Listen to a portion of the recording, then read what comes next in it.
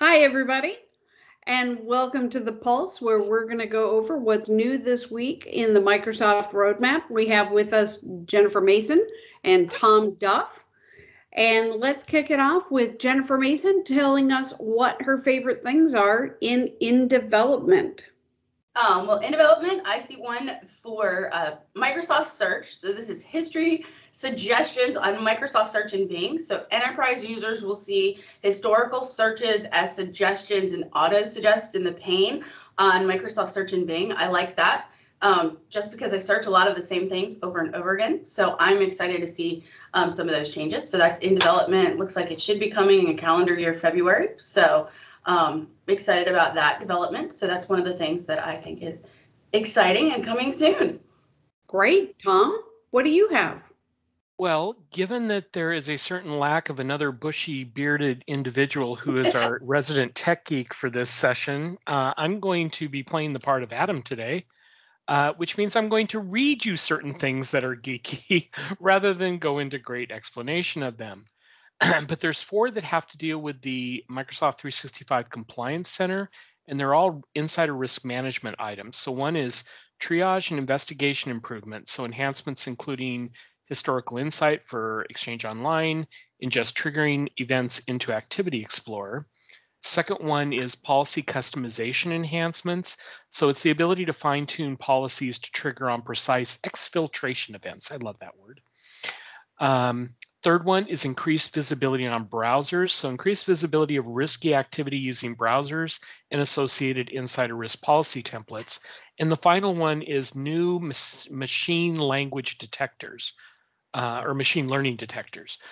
So new detections powered by machine learning to help uncover hidden insider risks. So I think that's a really good set of enhancements if you're having to pay attention, which you should be doing anyway, to insider risk management of people stealing things, leaving the company with stuff that they shouldn't. All these things are going to help you. It doesn't have a release date, but I'm sure we'll be talking about this again in a month or so when it moves into rolling out.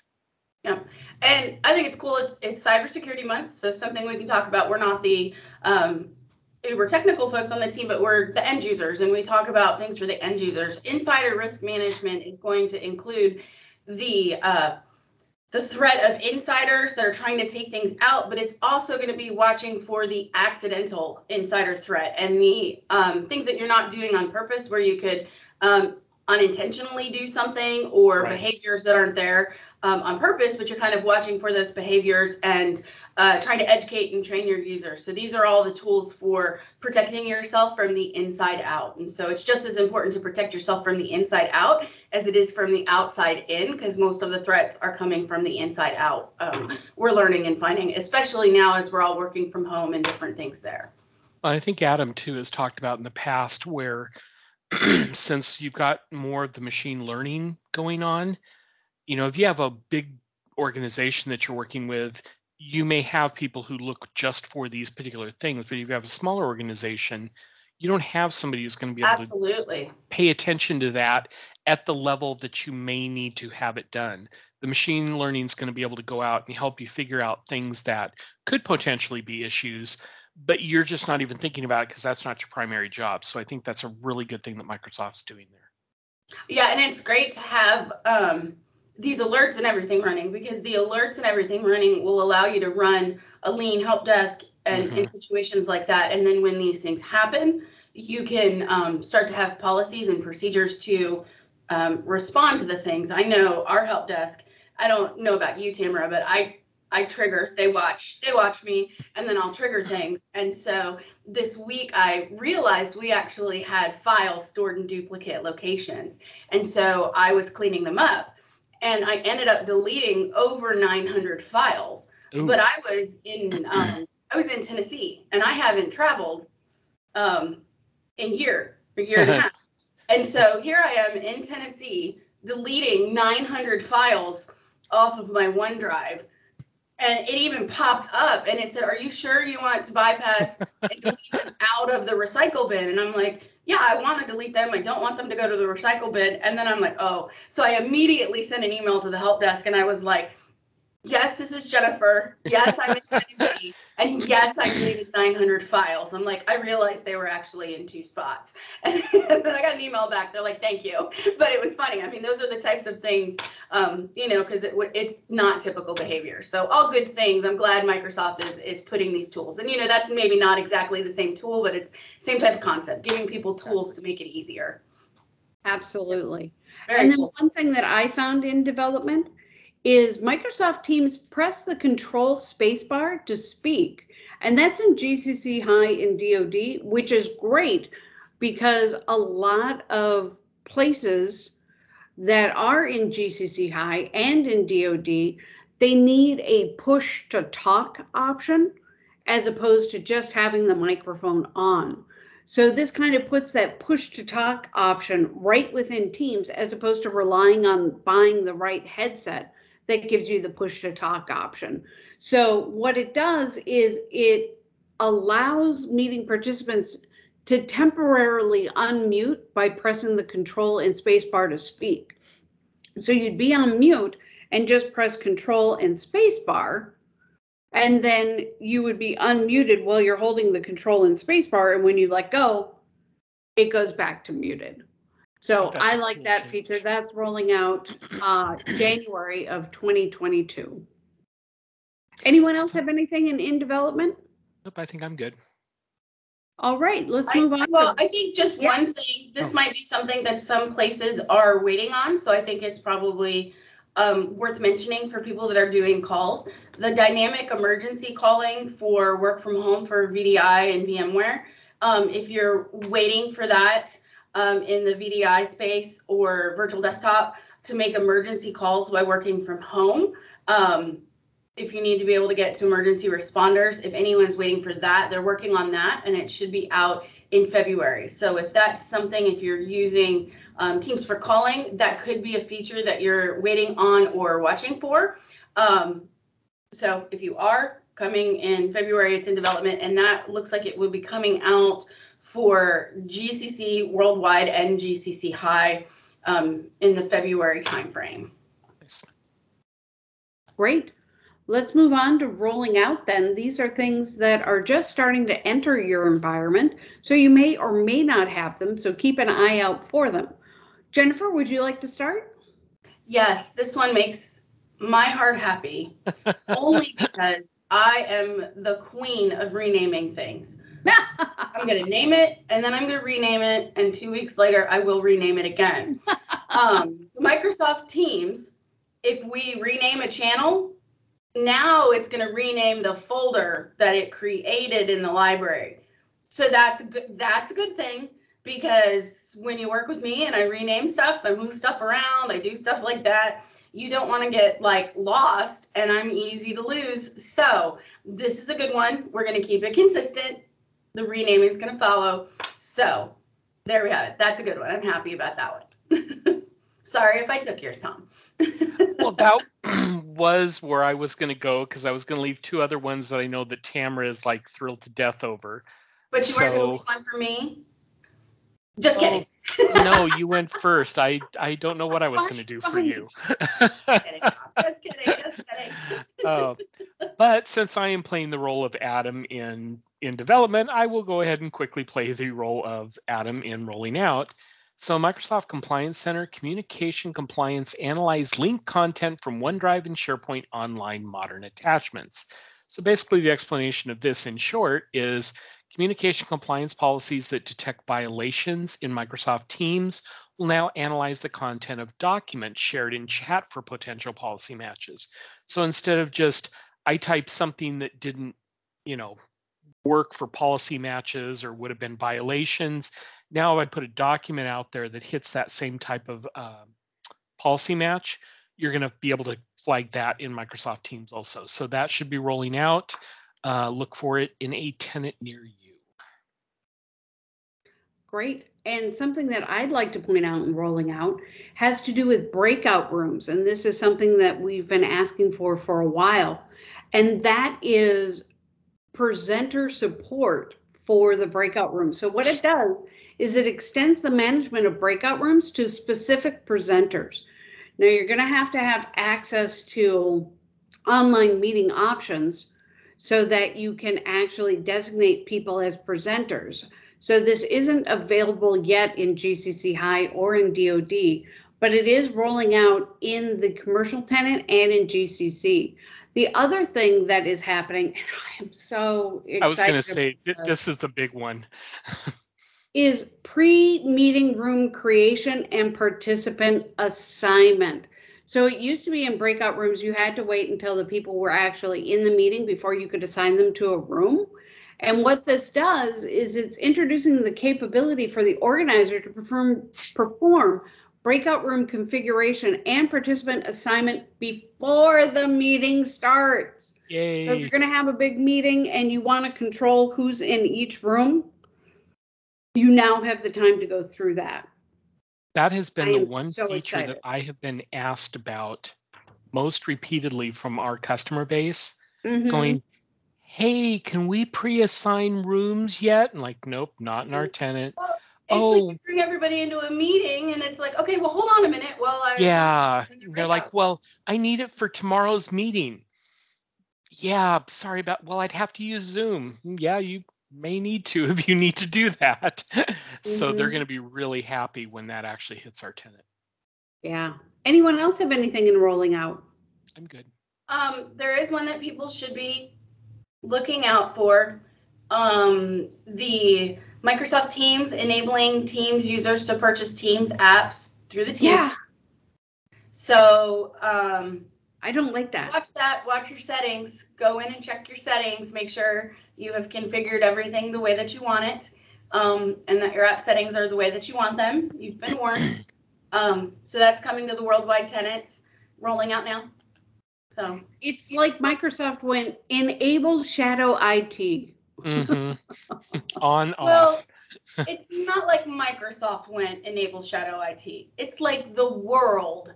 Yeah, that's true. Enable shadow IT. Shadow IT's been coming whether Microsoft wanted it to or not. That's just kind of the way of the world. So that's Microsoft is responding to how the world is going. Yes. So yeah. We're not happy about it, but yes. No one's happy. I'm not happy either. But all right. Then let's move on to launch. This should be in your tenant as it has launched. Jennifer, you want to get us started? Revised meeting experience sharing in DoD. So we love it when stuff comes to the DoD. So just a user interface for how we're sharing things is improving. So catching up with what we see in enterprise, the DoD is catching up. So I know users very excited about that. So I will go with that one and then let others chat. Mr. Duff. I have a couple that fortunately are worldwide, GCC High and DoD and Germany even. So one is SharePoint updates for options for disabling subsite creations. If you've gone with a flat structure, which was very much recommended when you went to SharePoint Online, you could disable subsite creation, but there were always ways that you could kind of get around it. Now they've cleaned it up and made it a lot easier for you to say, no, you can't do that. So I'm looking forward to that to make sure that we're not getting people doing that. Fortunately, we haven't seen that in our environment, but that's a good thing. The other one is OneDrive sharing experience, shared with list. So at the bottom of your shared dialog, you'll see a shared with list that gives you an at-a-glance view of everyone you've shared the file with.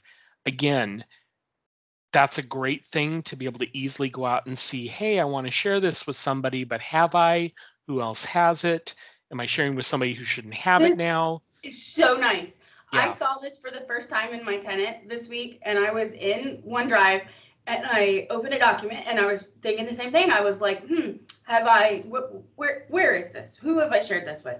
And the pane came up and I thought, where has this been all my life? Exactly. Like, I was like, this is like so easy, and I can read it and I know exactly what it is. It doesn't say members and visitors and this person can, view upside down and this person can read it sideways, and like I knew what it meant. It's like you have view access and you have guest access. No, it didn't have any of that funky language. It was all clear, and I was like, I know what this means and I love this. And where has this been my entire career? This is beautiful. And then I don't know who wrote it, but I was like, I feel like I need to hug Mark Cashman. I don't know if he had anything to do with it, but I felt like he should get a thank you for it. I don't know if he had anything to do with it, but I felt like that's who my praise went to in my head. So he's probably not even anywhere on that team, but he got my thanks. You should write him a little note. I probably should. I'm sure he only hears complaints, so a thank you would be a nice change. Before you had to like go in and run the sharing report and wade through what's being shared with whom and the whole bit. This makes it just so much more immediate, which is what you need when you're trying to get something done and get on with your job. So that's really cool. And I love it when new features that you don't even think about show up and you're like, oh, I didn't even know I needed this, but this is you call them delighters. Thing. Yes, it delighted me. It did. I was delighted. I'm still delighted about it. Fabulous. So one that I'm excited about is OneDrive for Business, the progressive web app.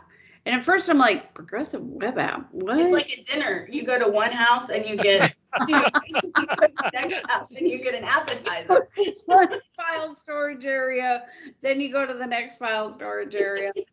So you can now install the web version of OneDrive for Business as a progressive web app in Microsoft Edge, Google Chrome, Firefox, and other browsers that support progressive web apps.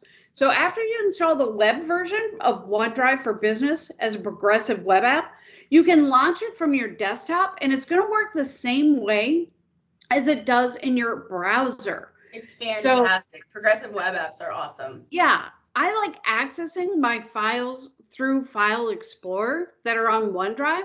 But if I have to interact with those files like share or move or anything like that, I prefer to do it with the web version because it's just so much easier. The tools are just so much more prevalent that it makes it a lot easier to do there. So I'm excited to see this one. And it's rolling out, it's launched to the commercial tenant, GCC High, DoD, Germany, and GCC.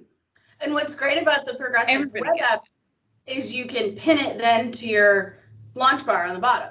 So if you use it all the time, and that's what I do because I'm running Teams as a progressive web app, so I can load Teams Personal. So I have Teams for work using the desktop client, and then I have Teams Personal. So I'm running like 2 versions of Teams, so I can have different logins, and then I can talk with Corey all day while we're working. So that's how we talk.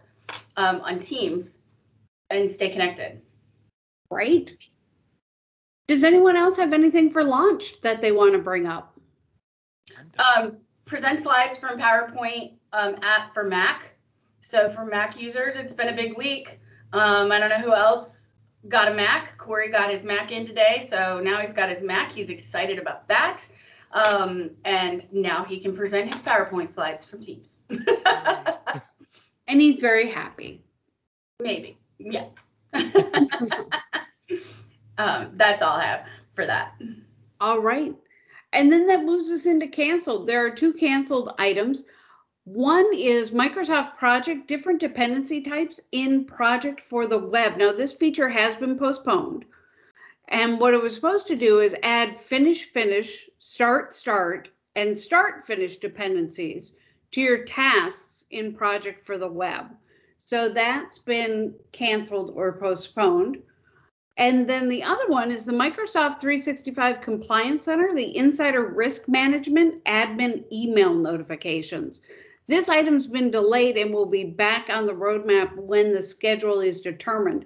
And what it was supposed to do is an admin email notification will be sent when the first alert is generated after a new policy is created. And this email will be deployed to all admins within the Insider Risk Management, Analyst, and Investigator role groups. So that has been postponed. So we're not sure That when doesn't that's going to come surprise back me. in. Because in the last week or two, we also had one that was canceled that was talking about the different roles. And I feel like they're redefining what those roles are going to be, like with the risk management analyst and investigator. Like, I think they're doing something with what that investigator role is going to be. So it doesn't surprise me that this is getting canceled for now, because I feel like we had one that was redefining, or maybe it's not, maybe it wasn't in canceled, but maybe it was up in development where they're kind of defining what those roles are going to be. So I bet you we'll still see these notifications. It's just changing. Yeah. Yeah. Anyone have anything else for the good of the order? Nope. I just think it's funny that I can hear you in the background and I then see and hear you like split second later. Yeah, I hear you as a Charlie Brown voice. Wah, wah, wah, wah, wah, wah, wah. For those of you who don't know, we just moved to a new house and our offices are now back to back. Oh, so you're closer in this house than Oh, much closer. Yes. We have to close our doors, otherwise we'd like be cross-talking each other. So Yep. next week we'll hear foam, or we'll see foam in the background, silencing foam. There you go. That'll be awesome. All right. Well, thank you so much for joining us. We've really appreciated having you. Have a great day, everybody. Bye now. See you guys next week.